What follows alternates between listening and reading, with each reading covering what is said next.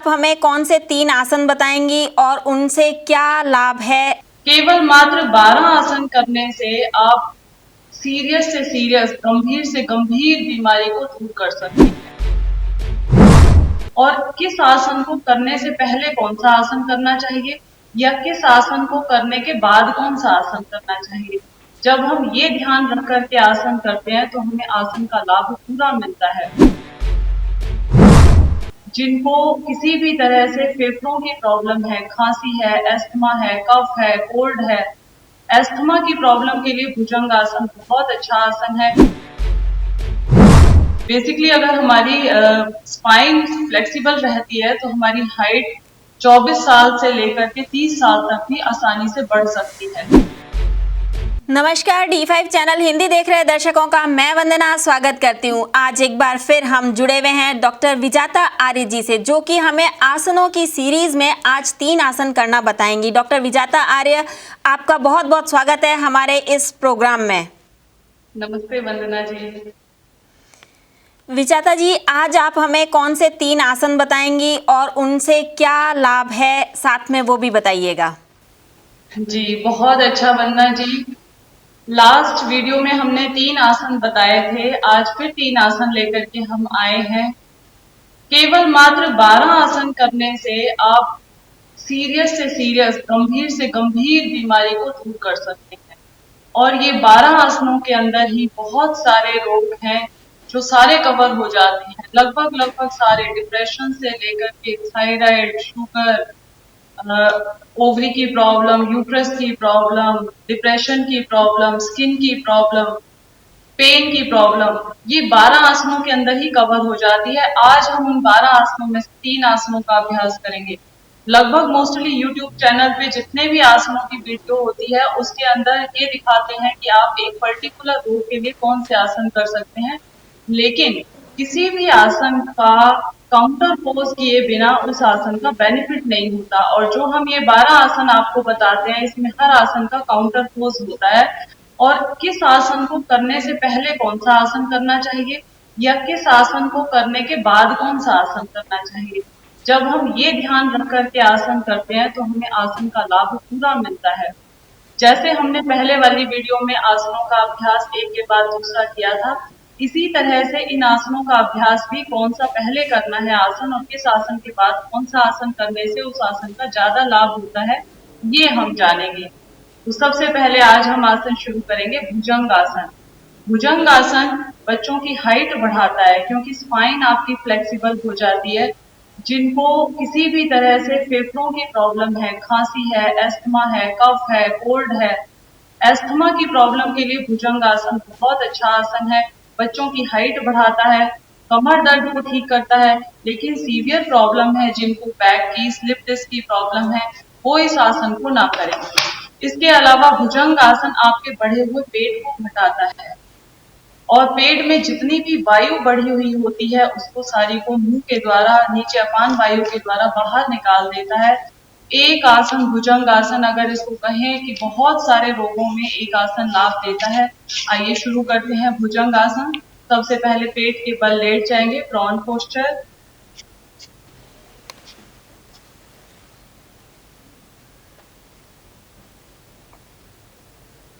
दोनों हाथों को अपने शरीर के साथ रखें, माथा टिका के रखें, पीछे से एड़ियां और उंगलियां दोनों पैर आपस में मिला के रखें।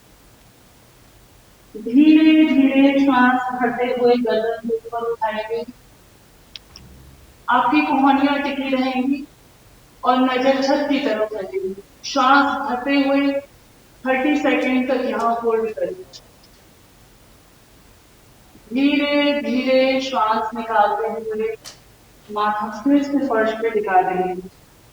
अब एक बार इसी अभ्यास को हाथों को सीधा रख करके करेंगे। श्वास भरते हुए धीरे धीरे ऊपर जाएंगे। अगर बैक में प्रॉब्लम है तो एल्बोस को आगे ही टर्न में रखें, पूरा सीधा ना करें।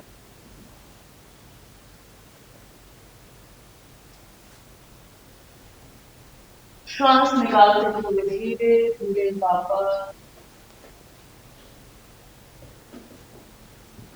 इसका अभ्यास आप कोहनियां टिका के कर सकते हैं या हाथ की हथेलियां टिका करके भी कर सकते हैं। दोनों तरह से इसका अभ्यास हो सकता है। दोनों के अंदर डिफरेंस ये है कि जिनको ज्यादा प्रॉब्लम है, सर्वाइकल की प्रॉब्लम है, बैक में पेन है, वो बस इतना ही करें। और जिनको कोई प्रॉब्लम नहीं है, बैक की, बैक बिल्कुल ठीक है, वो इसको पूरा उठा दें।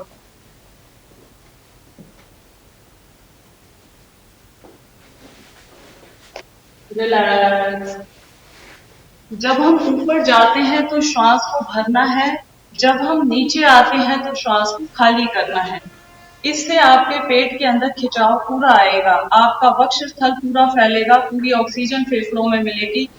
तो जिनको ब्रेस्ट का विकास नहीं होता है, जिन लेडीज को, उनके लिए बहुत अच्छा है। हाथों को मजबूती देता है, हाथों की मसल्स को स्ट्रांग बनाता है, पेट को घटाता है। पीठ का, अगर बैक पे भी आपको फैट जमा है तो आपके बैक के फैट को भी धीरे धीरे कम करता है। गले के लिए बहुत अच्छा है, क्योंकि गर्दन ऊपर खींचती है तो थायराइड की प्रॉब्लम ठीक होती है जब हम गर्दन को ऊपर खींचते हैं। तो बहुत सारे लोगों को ये भुजंगासन ठीक करता है। जो भी मैंने आपको अभी गिनवाया, थायराइड की प्रॉब्लम, अस्थमा की प्रॉब्लम, बढ़ा हुआ पेट, पेट के अंदर बनी हुई गैस, एसिडिटी, कॉन्स्टिपेशन, पेट के अंदर गांठें, सिस्ट, और सबसे ज्यादा जो है वो स्पाइन के लिए है कि फ्लेक्सिबल होती है, बच्चों की हाइट बढ़ती है। आजकल सबसे बड़ा जो एक हम इस पे स्पेशल प्रोग्राम करेंगे किसी दिन, कि बच्चों की हाइट कैसे बढ़ाई जाए। बेसिकली अगर हमारी स्पाइन फ्लेक्सिबल रहती है तो हमारी हाइट 24 साल से लेकर के 30 साल तक भी आसानी से बढ़ सकती है। इसके बाद दूसरा अभ्यास करेंगे, जस्ट इस आसन के तुरंत बाद करना है, क्योंकि ये काउंटर पोज है इस आसन का। पहले आप वज्रासन में बैठ जाएं, बैक स्ट्रेट रहेगी, दोनों हाथों को, लेफ्ट हथेली नीचे, राइट ऊपर, हथेली के ऊपर हथेली, और हथेली आपकी नाभि के ऊपर रहेगी। मंडूक आसन, मंडूक आसन के लाभ भी मैं इसके बाद बताऊंगी। श्वास को पूरा अंदर भरेंगे, पूरा बाहर फेंकेंगे, हाथों को पूरा अंदर दबा लेंगे, सामने देखेंगे, नजर सामने रहेगी, आपका सीना घुटनों के साथ टच हो जाए। होल्ड करेंगे यही थोड़ी देर। जब आपसे श्वास होल्ड नहीं हो तो बीच में एक दो बार लंबा गहरा श्वास ले लें, धीरे से वापस आ जाएं। 5 से 15 सेकंड की इसकी होल्डिंग रहेगी। इसी का दूसरा अभ्यास है मुट्ठियां बंद करके। इस तरह से अंगूठे अंदर, छोटी उंगली बाहर, नाभि के दोनों तरफ रख लें, श्वास को अंदर भरेंगे, पूरा श्वास खाली करेंगे, पेट को पिचका लेंगे और हाथों को पूरा अंदर दबा देंगे, सामने देखेंगे, होल्ड करेंगे। पेट में हल्का सा दर्द होगा, होने दीजिए, थोड़ा सहन कीजिए। 5 से 15 सेकंड की होल्डिंग, धीरे से वापस। मंडूक आसन की थर्ड वेरिएशन है, अंगूठों को ऐसे आपस में मिला लें और धीरे से अपनी थाइज के ऊपर रखेंगे, जस्ट मिला करके श्वास को पूरा बाहर निकालेंगे। श्वास निकालते हुए धीरे धीरे बॉडी को आगे की तरफ खींचते हुए माथा टिका देंगे, कोहनियों को नीचे की तरफ लुढ़का देंगे, लंबा गहरा श्वास एक दो बार ले लेंगे,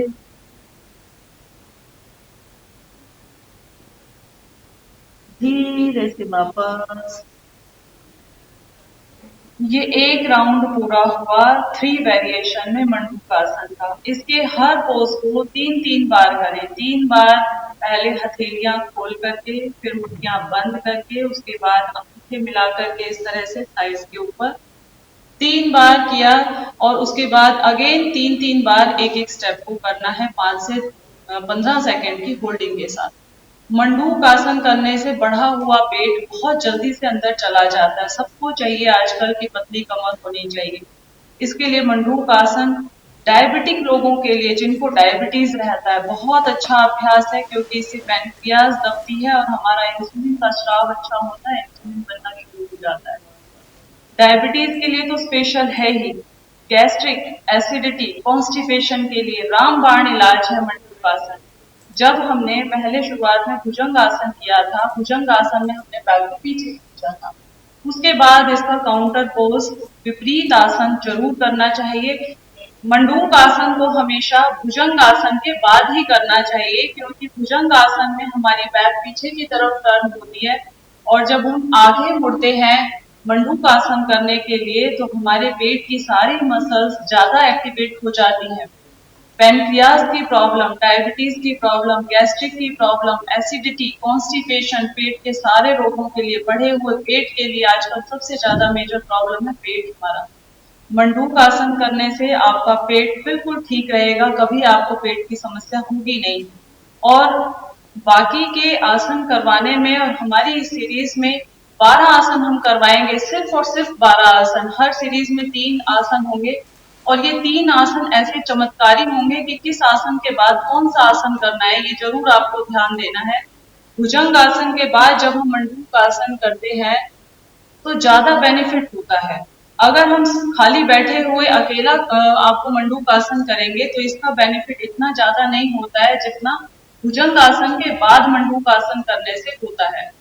तो भुजंग आसन हमारे पेट के रोगों के लिए है, डायबिटीज के लिए है, गैस्ट्रिक के लिए बहुत अच्छा है। गैस बनी हुई होती है, पेट बढ़ा हुआ होता है, उसके लिए मंडूक आसन बहुत अच्छा आसन है।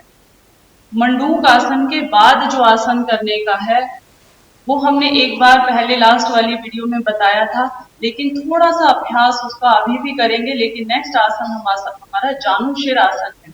जानुशिर आसन आप डायरेक्ट करेंगे आपसे नहीं होगा। सबसे पहले आप पैर को फैला लें और हल्का सा वार्म अप कर लें इस तरह से। इस तरह करने से आपकी बैक भी खुल जाएगी और आपके पैर भी लूज हो जाएंगे। धीरे धीरे कर लें। हेड डाउन कर सकते हैं, हेड डाउन कर लें। लेकिन अगर आपको सीवियर बैक में पेन है, स्लिप डिस्क की प्रॉब्लम है, तो आप जानुशिर आसन का अभ्यास ना करें। एक पैर को मोड़ लें, एक पैर सीधा रखें। धीरे से श्वास भरते हुए हाथों को पक्षी की तरह पूरा खोल लें शरीर के समानांतर। श्वास भरते हुए दोनों हाथ ऊपर, श्वास निकालते हुए धीरे धीरे आगे झुकें।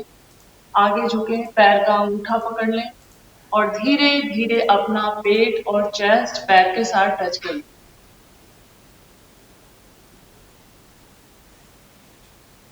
पांच से 15 सेकंड होल्ड करें, फिर वापस आ जाएं। अभी पैर का अंगूठा पकड़ के रखें। फिर एक बार श्वास को बाहर निकालेंगे, आगे झुकेंगे।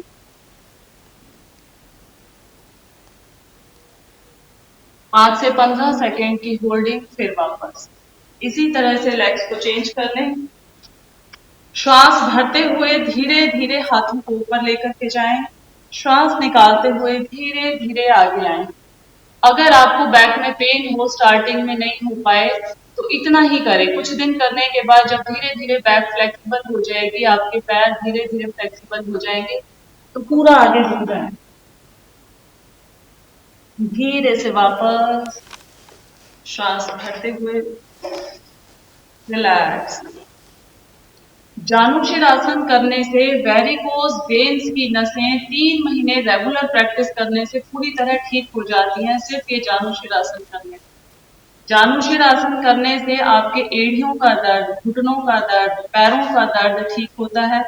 आपके पेट से एक्स्ट्रा फैट हट जाता है, कमर फ्लेक्सिबल होती है, बच्चों की हाइट बढ़ती है। तो ये जो आज 3 आसन बताएं, इसमें तीनों ही आसन हाइट के लिए बहुत अच्छा है। हाइट बढ़ती है इनको करने से, पेट घटता है। और जानुशिर आसन को करने से धीरे धीरे आपके किडनी की प्रॉब्लम भी ठीक होती है, क्योंकि जब हम आगे झुकते हैं तो हमारी किडनी में पूरा खिंचाव आता है पीछे बैक में, तो किडनी की प्रॉब्लम ठीक होती है। जानुशिर आसन करने से पैरों की सारी प्रॉब्लम, कहीं पे आपको गांठ है, सूजन है, भड़कन है, वेरिकोज वेन्स है, हाथी पांव, ये बहुत बड़ी प्रॉब्लम होती है। आजकल पैर सूजने लग जाते हैं, बहुत बड़ा हो जाते हैं, सारी प्रॉब्लम आपकी ठीक होती है। नेक्स्ट वीडियो में 3 आसनों का अभ्यास फिर से बताएंगे। 12 आसन करने के बाद हम प्राणायाम सारे करेंगे और उसके बाद न्यौली क्रिया और बहुत सारे षटकर्म की क्रियाओं पे हम आएंगे। तो आप जुड़े रहिए हमारे साथ।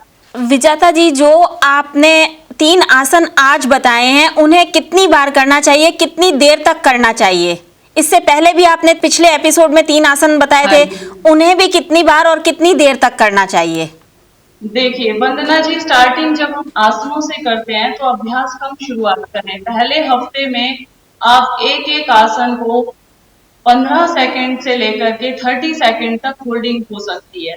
स्टार्टिंग में जैसे आपने भुजंग आसन किया, इसमें आप ऊपर जाने के बाद 30 सेकंड होल्ड करें, फिर धीरे धीरे वापस आ जाएं। भुजंग आसन किया 30 सेकंड तक, लेकिन जैसे जैसे टाइम बीतेगा, जैसे जैसे आपकी प्रैक्टिस अच्छी होती चली जाएगी, आप इसको 1 मिनट तक भी होल्डिंग कर सकते हैं, या इसको रिपीट करते हुए 30 सेकंड के कम से कम 10 बार तक इस राउंड को कर सकते हैं। जैसे आप ऊपर गए, 30 सेकंड होल्ड किया, वापस आए, ये एक राउंड हुआ। इस तरह से आप 10 to 15 राउंड एक बार में कर सकते हैं, लेकिन स्टार्टिंग में ज्यादा नहीं करना। स्टार्टिंग में 3-4 बार काफी होता है, सफिशियंट होता है। इसलिए जैसे आप अभी जानुशिर आसन कर रहे थे, हाथ ऊपर ले जाके पैर को टच करने वाला, इसको भी स्टार्टिंग में आप 3 बार करें। स्टार्टिंग हमेशा हर आसन को 3 बार करें। जैसे जैसे आपका अभ्यास बढ़े तो उसके अकॉर्डिंग आप उसके अभ्यास को बढ़ाते जाएं, और टाइमिंग भी धीरे धीरे बढ़ाते जाएं, इंक्रीज करते जाएं। लेकिन स्टार्टिंग में ही अगर आप उसको ज्यादा करेंगे तो आपको स्टार्टिंग में बॉडी पेन होगा, दर्द शुरू हो जाएगा। इसलिए स्टार्टिंग हमेशा 3-4 बार से करें। हर आसन को 3 बार किया, 4 बार किया। होल्डिंग टाइम 10 to 15 सेकंड, और भुजंग आसन में 30 सेकंड ऊपर जाने के बाद। तो ये आपको आसनों का अभ्यास धीरे धीरे करना है, और जैसे जैसे प्रैक्टिस बढ़ती जाए आप इसके टाइमिंग को बढ़ा सकते हैं। क्या खाली पेट करने चाहिए या कुछ खा पी के किए जा सकते हैं? अगर बॉडी में वीकनेस ज्यादा है, आपका बीपी लो रहता है, हाई रहता है, किसी तरह की बॉडी के अंदर परेशानी है, आप वीक ज्यादा है, तो सुबह खाली पेट आप नींबू पानी, शहद या आंवला एलोवेरा जूस पीने के बाद इनको कर सकते हैं। सुबह उठ के पानी पी के पेट को साफ कर लें। एम्प्टी ब्लैडर एंड बाउल, आपके दोनों पेट साफ होने चाहिए। पेट भी हमारे दो होते हैं, एक अमाशय होता है जिसमें खाना डाइजेशन चल रहा होता है। जैसे आप दोपहर में खाना खाते हो तो शाम तक आपके पेट के अंदर, अमाशय के अंदर खाना पड़ा होता है। आंतों के अंदर खाना नहीं होता है, लेकिन हमारा डाइजेशन चल रहा होता है। लेकिन आपका अमाशय खाली हो जाए, आंतों के अंदर खाना हो, तो कोई दिक्कत नहीं है। लेकिन सुबह का समय बहुत बेस्ट होता है आसनों को करने का, क्योंकि आपके दोनों पेट, लोअर भी और अपर भी खाली होते हैं। आपका अमाशय भी खाली होता है, आपकी इंटेस्टाइन भी मल को पूरी तरह से निकाल चुकी होती है। इसलिए जो बेस्ट टाइम है आसन प्राणायाम करने का, वो सुबह का होता है। शाम को भी आप खाना खाने के 5 घंटे 6 घंटे बाद आसनों का अभ्यास कर सकते हैं, लेकिन ध्यान रहे कि पेट खाली हो। उससे 1 घंटे 2 घंटे पहले कुछ लिक्विड भी अगर लेना है तो वो आप ले सकते हैं। जैसे आपने जूस पिया है तो 2 घंटे 3 घंटे पहले ले सकते हैं। फ्रूट्स खाया है वो भी आप 3 घंटे पहले ले सकते हैं। अन्न खाया है आपने, प्रॉपर भोजन खाते हैं आप, पूरा मील खाते हैं, तो उसमें कम से कम 5 घंटे का गैप आसनों में होना चाहिए आपका। और अगर ज्यादा वीकनेस है तो हल्का नींबू पानी, शहद, आंवला एलोवेरा, ऐसी चीजें आप मॉर्निंग में लेकर के उसके बाद अभ्यास करेंगे तो आपको एनर्जी फील होती रहेगी। नारियल पानी भी लिया जा सकता है अगर वीक ज्यादा है और आपको भूख लगी हुई है, बॉडी में स्ट्रेंथ फील नहीं हो रही है। कई बार आसन करते हुए बहुत ज्यादा वीकनेस फील होती है, कई लोगों को स्ट्रेंथ ही फील नहीं होती है, तो वो नारियल पानी पीने के बाद भी इनका अभ्यास कर सकते हैं। विचाता जी, आप हमसे जुड़ी, आपका बहुत बहुत धन्यवाद। धन्यवाद वंदना जी। उम्मीद है आसन का ये दूसरा एपिसोड भी आपको पसंद आया होगा। अगले एपिसोड में आपसे फिर मुलाकात होगी, तब तक के लिए नमस्कार।